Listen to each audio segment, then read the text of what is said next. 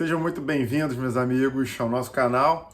Nós aqui falamos um pouquinho de servidores, de poder público, um pouco de cada coisa. Isso envolve a atuação do escritório, tudo que orbita o poder público, seja na relação com os particulares, com os seus funcionários. Tudo isso é objeto de ações judiciais, de processos em que nós atuamos. Então nós vamos falar um pouquinho hoje de concurso público da Petrobras especificamente. A Petrobras é uma sociedade de economia mista, então mais de 50% do capital pertence à União Federal e, portanto, ela também se submete àquelas regras previstas na Constituição do concurso público, princípios que a Constituição estabeleceu de publicidade, eficiência, de economicidade, etc. Um dos problemas mais recorrentes em concursos da Petrobras é a questão da contratação de terceirizados, de temporário, de mão de obra terceirizada. Então o candidato vai, se inscreve no concurso público, faz a prova com todo esmero, com toda dedicação, chega lá na hora, é aprovado, dentro daquelas vagas, normalmente cadastro de reserva, a Petrobras é useira e vezeira de fazer isso, coloca um pequeno número de vagas e para cadastro de reserva deixa ali algumas reservadas, a pessoa faz e fica aguardando para ver se uma hora ela é chamada. E o problema é que a Petrobras já foi diversas vezes condenada, isso na Justiça do Trabalho, na Justiça Comum. Enfim, a Petrobras ela coleciona decisões judiciais reconhecendo a ilegalidade das contratações de empresas terceirizadas, de contratos temporários. E no caso aqui do escritório, a gente tem uma situação bastante emblemática.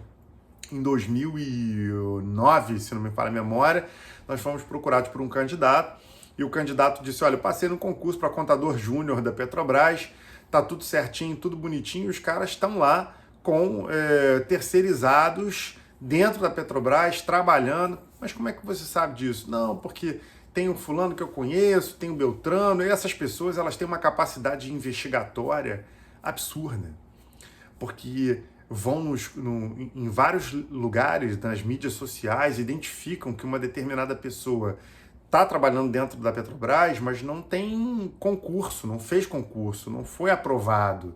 Então, óbvio que aquele vínculo ali é um vínculo menos rígido, é um vínculo de um contrato temporário, de uma contratação através de uma empresa terceirizada. E na prática, você burla a regra do concurso público. A Constituição ela é enfática. Ela diz, você quer trabalhar na administração? Você tem que fazer concurso público. Essa é uma regra prevista na Constituição que não admite exceções. Mas as coisas no Brasil são um pouco mais complicadas do que isso. Até na época que a Constituição foi feita, isso gerou muita discussão, porque foi difícil o administrador conviver com uma regra tão moralizadora como essa. Porque você ali tenta, através do mérito, que é uma prova de concurso, fazer com que haja uma escolha ali dos melhores na prova, né? Pois bem, então nós visualizamos, entramos com a ação, conseguimos a liminar. Então foi deferida uma liminar na Justiça Estadual, foi um mandado de segurança na época. A juíza deu a liminar. E ali a coisa foi caminhando, etc. Havia uma divergência na jurisprudência, ou seja, jurisprudência são aquelas decisões que os tribunais proferem. E aí eles definem determinados entendimentos, que são denominados de jurisprudência. Essa jurisprudência ela não vincula essa especificamente, mas há hoje um dever de uniformização, de que os tribunais tenham uma certa coerência na hora da aplicação dos seus entendimentos, para evitar exatamente que o João receba e o Roberto não receba, sendo que o pano de fundo é o mesmo. Pois bem, na época não havia esse contexto.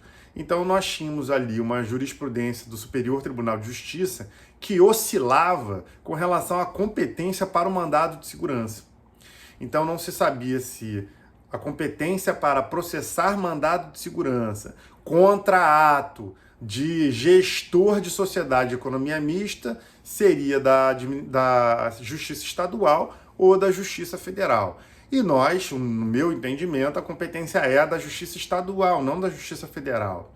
Então, o mandado de segurança foi ajuizado, foi impetrado na Justiça Estadual, foi deferida a liminar, a juíza entendeu que realmente a competência era dela, só que nesse ínterim, no curso do processo, com a liminar deferida, esse rapaz admitido no cargo público, no emprego público melhor, né? Porque a sociedade de economia mista, administração indireta, pessoa jurídica de direito privado.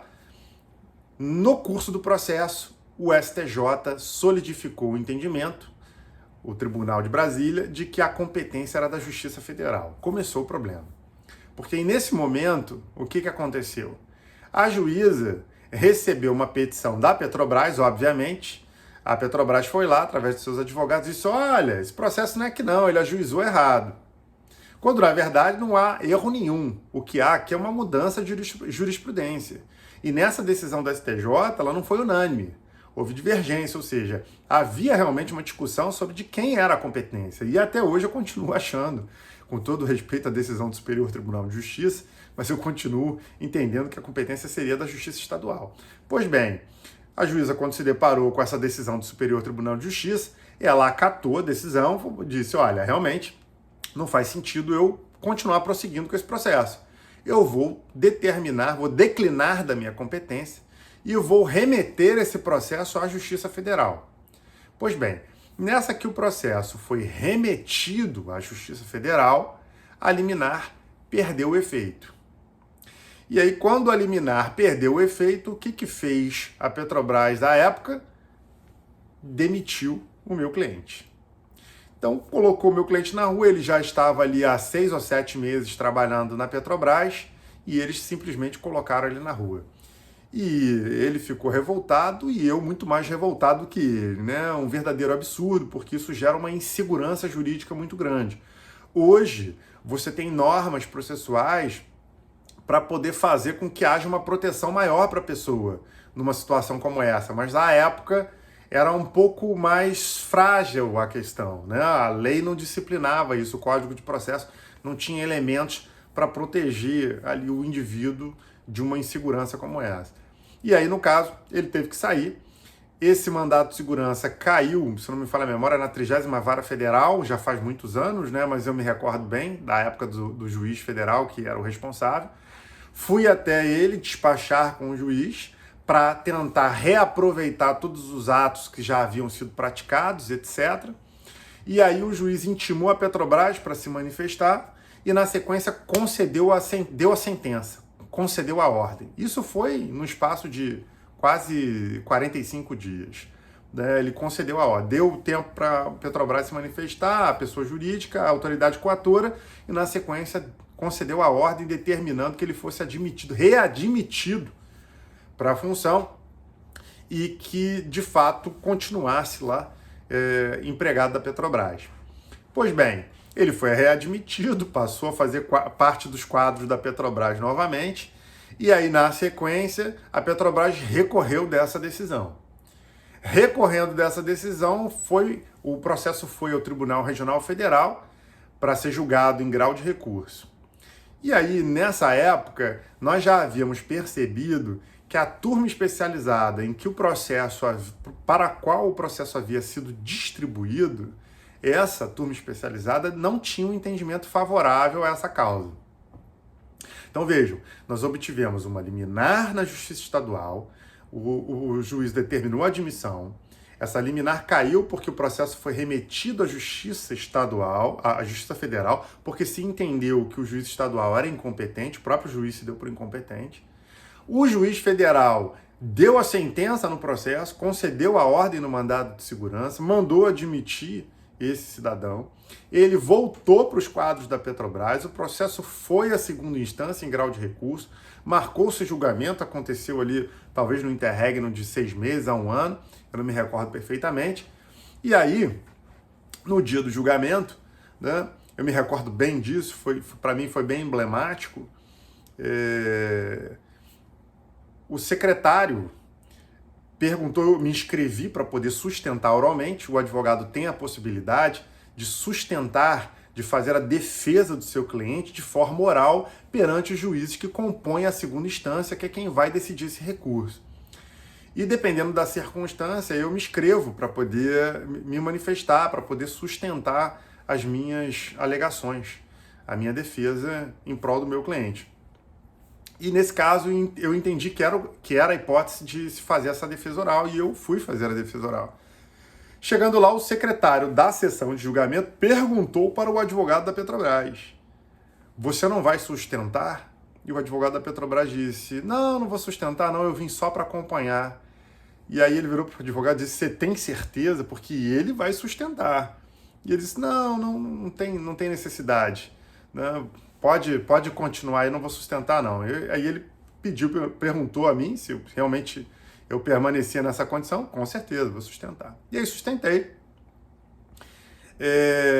E eu sabia que o entendimento ia ser negativo. E no momento que eles proferiram a decisão, eu chamei e pedi a palavra, né, pela ordem. O advogado pode utilizar esse termo, pela ordem, sempre que alguma questão relevante se apresente naquela circunstância. E aí eu fiz um esboço, uma consideração para os 3 desembargadores que compunham aquela turma especializada. E qual foi o objeto? Eu disse: olha, nós temos uma questão muito delicada aqui, né? A Constituição assegura como direito fundamental a segurança jurídica. Eu tenho um cidadão que ingressou com uma ação na Justiça Estadual. O juízo entendeu que era competente, concedeu a liminar, ele foi admitido. O processo, em decorrência de uma decisão posterior do Superior Tribunal de Justiça, em outro processo, o juiz tomou conhecimento dessa decisão e aí resolveu se dar por incompetente e remeter para a Justiça Federal. O juiz federal entendeu que ele era titular de direito, concedeu a ordem, reconheceu o direito dele e determinou a admissão. Ele foi readmitido no cargo. Agora, Vossas Excelências entendem que ele não tem direito e vão determinar novamente que ele saia do cargo. É uma situação de claríssima insegurança jurídica. Então, peço a Vossas Excelências que considerem, a fim de que ele não seja demitido até que essa questão seja decidida pelo STJ, pelo Superior Tribunal de Justiça. Os embargadores se entreolharam, um não concordou, e um dos embargadores, um dos vogais, não, realmente isso é de uma insegurança jurídica absurda e nós não podemos permitir que isso aconteça. Nós temos que efetivamente garantir, pelo menos, a segurança jurídica. Então eu estou entendendo, e se os meus pares assim concordarem, e de fato os outros 2 desembargadores acabaram concordando com esse embargador, no sentido de que essa decisão ficaria suspensa, a decisão deles ficaria suspensa até que o STJ proferisse uma decisão definitiva em grau de recurso especial. E qual foi a questão aqui? A questão é que até que esse recurso especial fosse julgado, nós tivemos um transcurso de praticamente 6 anos. Aquela época era uma época de processos físicos, os processos ainda não eram eletrônicos. Então era muito mais complexa essa manobra, né? A manobra no bom sentido, era muito mais complicado, muito mais burocrático você apresentar o recurso, o tribunal fazer o juízo de admissibilidade desse recurso, remeter o recurso ao Superior Tribunal de Justiça. Tudo isso era em meio físico. Hoje você aperta o botão, o processo chega em Brasília. Mas esses processos eles eram remetidos fisicamente, né? Um tempo eram remetidos por CD. Enfim, era uma questão muito complexa, não demorava muito tempo realmente. E a gente estava ciente disso. E nós fizemos um recurso especial em relação a esse processo. Só que nós perdemos. O STJ, esse recurso especial, ele é extremamente complexo e se algum elemento não estiver presente naquele recurso, isso independentemente da vontade do advogado, isso depende do contexto do processo. Você vai ter que olhar para o processo, verificar os elementos dele e se estão presentes os requisitos para o recurso. E nem sempre esses requisitos estão presentes. Então, realmente é uma questão extremamente difícil. São muito excepcionais os casos em que o processo reúne as condições para o recurso especial e que o Superior Tribunal de Justiça entende que realmente é o caso do recurso especial. E o recurso especial foi feito. Quando saiu o resultado do recurso especial, esse nosso cliente havia procurado o escritório novamente, porque ele tinha sido aprovado num outro concurso para a Petrobras, para o mesmo cargo, só que era um outro concurso, e ele trouxe outros elementos de uma contratação de terceirizados, de temporários, e nós conseguimos ter prova contundente dessa contratação, dessa terceirização e dessa preterição do candidato no concurso, e ajuizamos uma ação. E a ação estava tramitando enquanto o recurso especial aguardava julgamento no Superior Tribunal de Justiça. E quando saiu o resultado, que eu avisei a ele, olha, nós perdemos o recurso especial, etc., 30 dias depois eu liguei para ele de novo, dizendo, olha, muito embora nós tenhamos perdido esse recurso especial, naquele outro processo contra a mesma Petrobras, nós vencemos. Saiu a decisão judicial definitiva e nós vencemos o processo.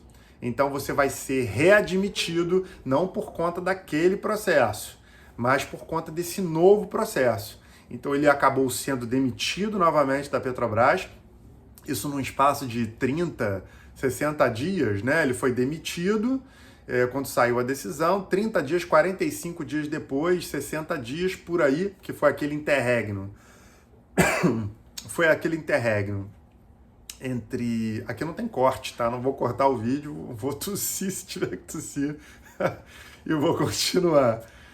Mas houve aquele interregno até que efetivamente a Petrobras fosse intimada a cumprir a decisão judicial até ele ser readmitido. E ele foi readmitido no cargo. Bom.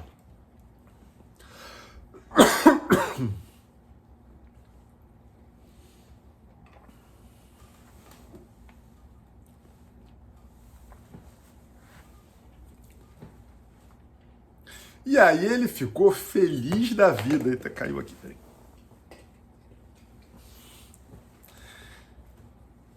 E aí qual não foi a nossa felicidade em dar essa notícia para ele? Qual não foi a felicidade dele? Porque me confidenciou que estava passando algumas dificuldades e tal, né? Tantos anos se passaram. Então vejam a guerra que é, né? O nível de dedicação e de tempo hoje muito mais rápido por conta do processo eletrônico, mas ainda assim os processos demoram, eles não são imediatos, mas vejam aqui o caminho que nós tivemos que percorrer para chegar ao resultado que nós esperávamos. E no caso de contratações de temporários, de terceirizados, você tem ali uma hipótese de preterição, especialmente se tratando de Petrobras. Quando é hipótese de cargo público, quando é administração direta ou indireta, pessoa jurídica de direito público, que é a autarquia, fundação pública e a administração direta propriamente dita, seja da União, do Estado, não importa, o STJ tem um entendimento de que você tem que demonstrar a existência do cargo vago. Quer dizer, se não tiver cargo vago, você não consegue obter um resultado favorável nesse processo. Nós até temos uma tese muito interessante aqui no escritório, mas há uma dificuldade grande, porque o STJ já consolidou esse entendimento. Quer dizer, a administração ela pode agir de má fé. A administração pode nunca solicitar a criação de cargos novos, sempre ficar com um número reduzido, e aí na hora que o candidato entra com a ação, ela diz, olha, eu não chamei mais gente simplesmente porque eu não tenho cargo para preencher.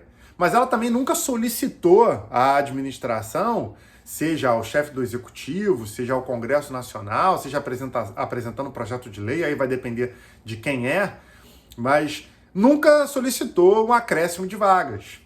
Então vejam aqui que é uma situação perversa. A própria administração pode agir aqui de uma maneira que nunca tomou nenhuma providência e aí o candidato fica sempre na berlinda. Mas as coisas um dia mudam, né? A gente entra com os nossos recursos, a gente discute, um dia alguém vai lá e muda de entendimento. Então o que a gente não pode fazer é parar de questionar e parar de recorrer das decisões, ok? E com relação à Petrobras, por exemplo, sociedade de economia mista, empresas públicas como Caixa Econômica Federal, Banco do Brasil, etc., aí é diferente, porque você não tem... É uma empresa privada, não tem cargo público criado por lei. É uma empresa privada. Se ela contrata terceirizada é porque ela tem necessidade. Se ela tem necessidade, ela tem que chamar o candidato que foi aprovado no concurso. Não faz sentido nenhuma outra exigência. Então, Sob esse aspecto, você tem mais probabilidade de conseguir um resultado favorável judicialmente com uma sociedade de economia mista, com uma empresa pública, com as pessoas jurídicas de direito privado, da administração, com que propriamente a administração pública direta, ok? Autarquias e a indireta, autarquias e fundações públicas. Gente, queria contar essa história aqui porque foi uma história, né? É um caso emblemático aqui do escritório e queria ilustrar. Obrigado pela sua audiência. Se tiver alguma dúvida, coloca aqui, segue o canal. Isso é importante, todos já sabem disso, né? Não preciso ficar repetindo. Um abraço, tudo de bom.